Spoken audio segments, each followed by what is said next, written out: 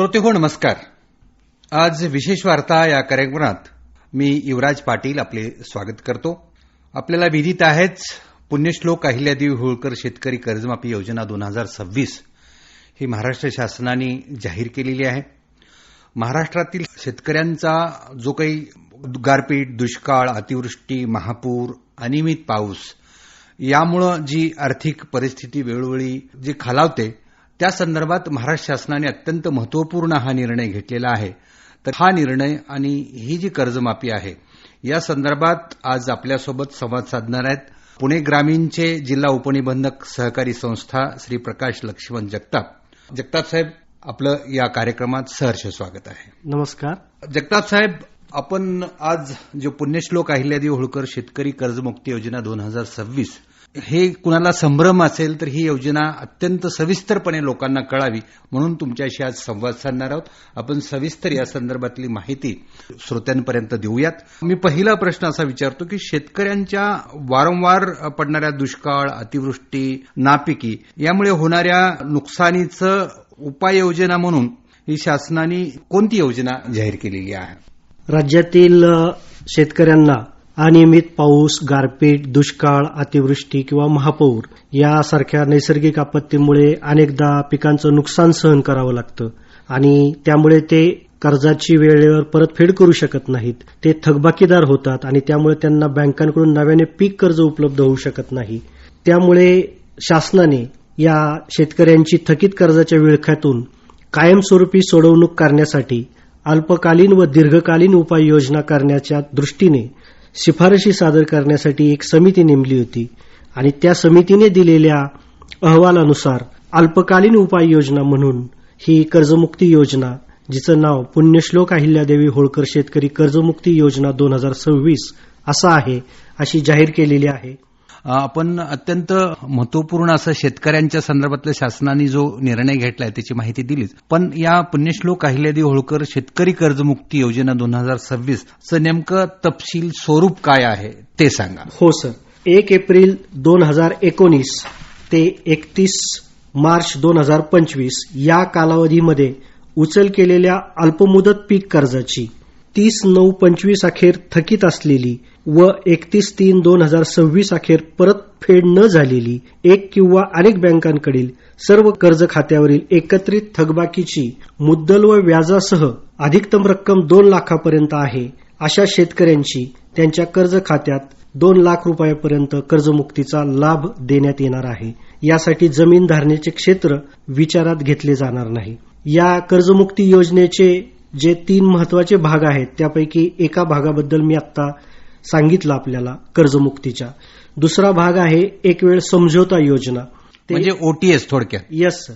एक वेळ समझोता योजनेमध्ये 1 एप्रिल 2019 ते 31/3/2025 अखेर उचल केलेल्या अल्पमुदत पीक कर्ज खात्यांची एक किंवा अनेक बँकांकडील सर्व कर्ज खात्यांची मुद्दल व व्याजासह 30/9/25 रोजी थकीत असलेली व 31/3/26 पर्यंत परतफेड न झालेली एकत्रित थकबाकीची रक्कम जर 2 लाखांपेक्षा जास्त असेल तर त्या शेतकऱ्याने प्रथम त्या 2 लाखांपेक्षा जास्त असलेली थकीत रकमेची बँकेस परतफेड केली.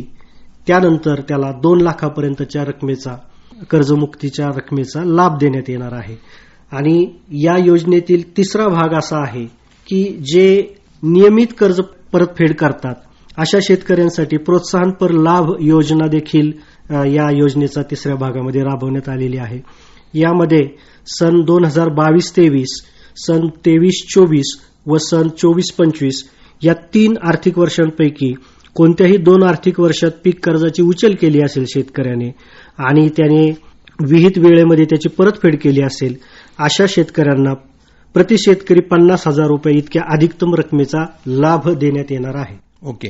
म्हणजे थोडक्यात ज्यांनी पूर्ण रक्कम भरलेली आहे आणि फ्रेश केलेली आहे त्या अशा शेतकऱ्यांना 50,000चा लाभ मिळणार आहे. पुण्यासारख्या जिल्ह्यामध्ये अशा शेतकऱ्यांची संख्या जास्त असण्याची शक्यता आहे आणि त्यांना हा लाभ मिळणार आहे. निश्चितच चांगली गोष्ट आहे. पण या योजनेचं नेमकं स्वरूप काय असणार आहे?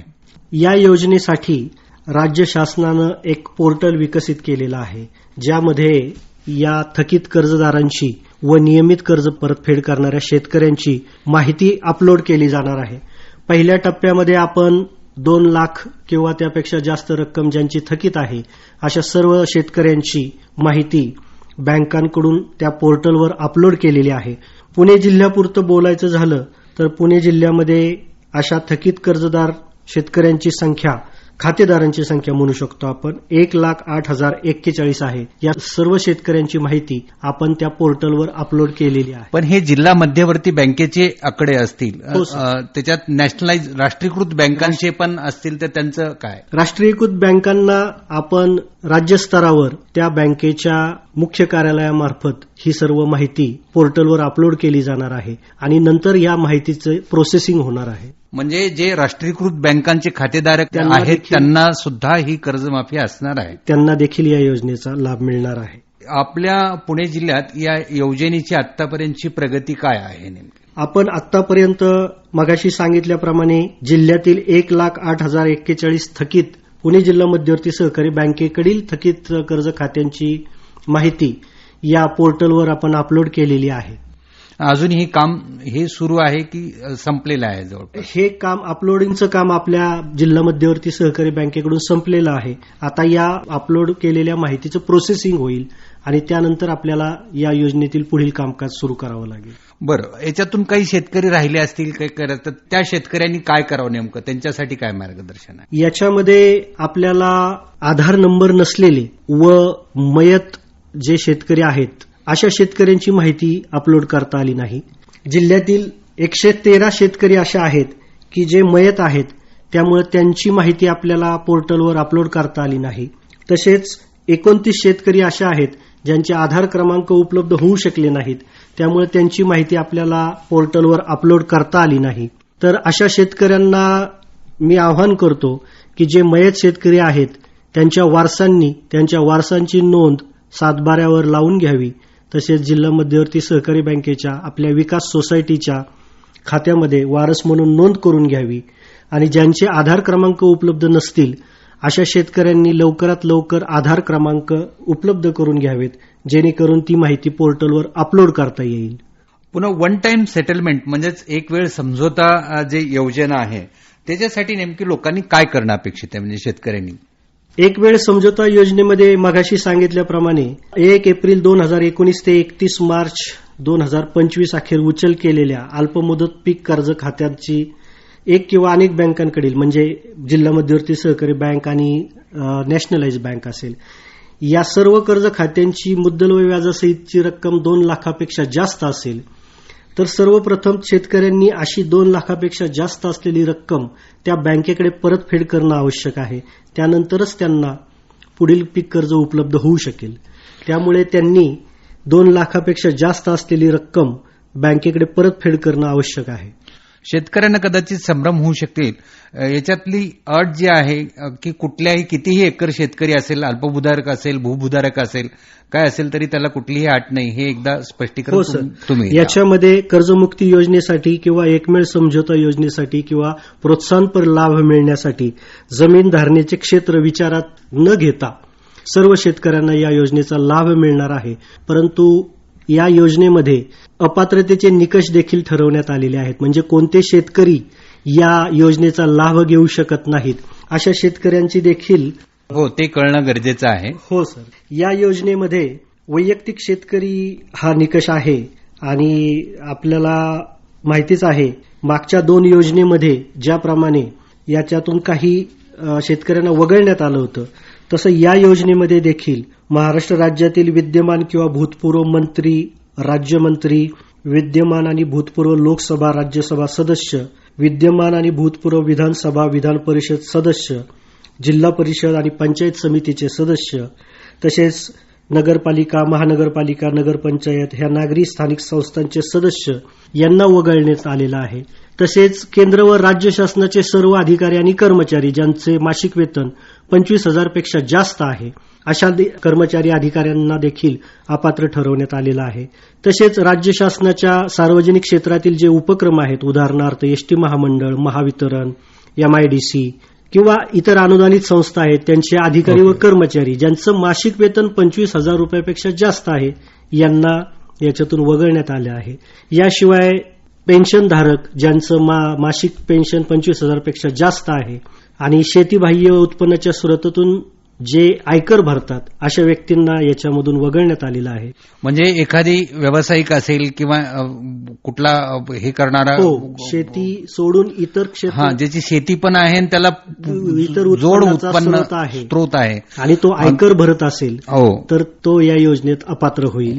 आणि याशिवाय कृषी उत्पन्न बाजार समित्या, सहकारी साखर कारखाने, सहकारी सूत गिरण्या, नागरी सहकारी बँका, जिल्हा मध्यवर्ती सहकारी बँका, महाराष्ट्र राज्य सहकारी बँक, सहकारी दूध संघ या संस्थांचे पदाधिकारी म्हणजे अध्यक्ष, उपाध्यक्ष, संचालक मंडळ, बरोबर, तसेच अधिकारी आणि कर्मचारी ज्यांचं वेतन 25,000पेक्षा जास्त आहेत असे या योजनेतून अपात्र ठरणार आहेत. ओके, म्हणजे ज्यांचं शेतीबाह्य उत्पन्न आहे आणि त्या उत्पन्नाला करपात्र उत्पन्न आहे तर अशा कुणालाही कर्जमाफीचा लाभ मिळणार नाही. पण जे प्युअर शेतकरी आहेत, फक्त शेतीवर ज्यांचा उदरनिर्वाह आहे, मग ते अल्पभूधारक असोत, भूभूधारक असोत, सर्वांना त्याचा लाभ मिळणार आहे. राज्य शासनाच्या या योजनेचा उद्देशच असा आहे की जो केवळ आणि केवळ शेतीवर अवलंबून आहे आपल्या उपजीविकेसाठी अशा खऱ्या शेतकऱ्यांना या योजनेचा लाभ मिळावा असं शासनाचं धोरण आहे. साहेब, एखादी शेतकरी ह्याच्यातून राहिला असेल आणि त्याचं कुठल्या ह्याच्यात तो कागदपत्रात कमी पडला असेल किंवा ह्याच्यात नाव आलं नसेल तर अशा शेतकऱ्यांना काय करायचं, त्यांनी कुठे तक्रार करायची या संदर्भात जरा सविस्तर सांगा. या योजनेमध्ये आपण जी माहिती पोर्टलवर अपलोड करणार आहोत त्या माहितीवर प्रोसेसिंग झाल्यानंतर पात्र शेतकऱ्यांची यादी जाहीर करणार आहोत आणि या योजनेची अंमलबजावणी करण्यासाठी किंवा या योजनेमध्ये ज्या काही विविध अडचणी येतील त्या सोडवण्यासाठी जिल्हा स्तरावर माननीय जिल्हाधिकारी यांच्या अध्यक्षतेखाली एक समिती नेमण्यात आलेली आहे. या समितीमध्ये जिल्हा परिषदेचे मुख्य कार्यकारी अधिकारी, जिल्हा मध्यवर्ती सहकारी बँकेचे मुख्य कार्यकारी अधिकारी, जिल्हा अग्रणी बँकेचे व्यवस्थापक, व्यापारी बँकांचे जिल्हा समन्वयक यांचा समावेश आहे आणि जिल्हा उपनिबंधक सहकारी संस्था या समितीचे सदस्य सचिव आहेत. या समितीकडे या योजनेची अंमलबजावणी करण्याची सर्व जबाबदारी देण्यात आलेली आहे. शेतकऱ्यांना जर काही अडचणी असतील किंवा याच्यामध्ये ॲग्रीस्टॅक नंबर नोंदवायचा आहे किंवा आधार प्रमाणीकरण करायचंय, याच्यासाठीचे जे मेळावे आयोजित करायचे, हे मेळावे आयोजित करणं, या योजनेला प्रसिद्धी देणं याची सर्व जबाबदारी या जिल्हास्तरीय समितीवर सोपवण्यात आलेली आहे. आत्ताच तुम्ही सांगितल्याप्रमाणे ह्या योजनेचा विस्तार खूप मोठ्या प्रमाणात आहे आणि गाव पातळीपर्यंत ह्या ज्या योजनेची व्याप्ती आहे तर याची जबाबदारी कुणावर आणि कशी रचना आहे ते थोडक्यात सांगा. याच्यामध्ये मी आत्ता सांगितल्याप्रमाणे माननीय जिल्हाधिकारी यांच्या अध्यक्षतेखाली जिल्हास्तरीय समिती या योजनेच्या प्रसिद्धीसाठी व अंमलबजावणीसाठी नेमण्यात आलेली आहे. या जिल्हास्तरीय समितीच्या माध्यमातून जिल्हा मध्यवर्ती सहकारी बँकेच्या सर्व शाखांमध्ये तसेच ग्रामपंचायतीच्या कार्यालयामध्ये या योजनेतील पात्र लाभार्थ्यांची यादी जाहीर केली जाईल व त्या पात्र शेतकऱ्यांनी आधार प्रमाणीकरण करून त्यांची या योजनेची अंमलबजावणी करण्यासाठी मदत करायची आहे. साहेब, अत्यंत सविस्तर आपण ही पुण्यश्लोक अहिल्यादेवी होळकर शेतकरी कर्जमुक्ती योजना 2026 ची माहिती दिली. निश्चितच लोकांना ह्या माहितीचा फायदा होईल. आपण वेळातला वेळ काढून आज आकाशवाणीत येऊन ही सविस्तर माहिती दिल्याबद्दल आपले आकाशवाणीतर्फे आभार. धन्यवाद.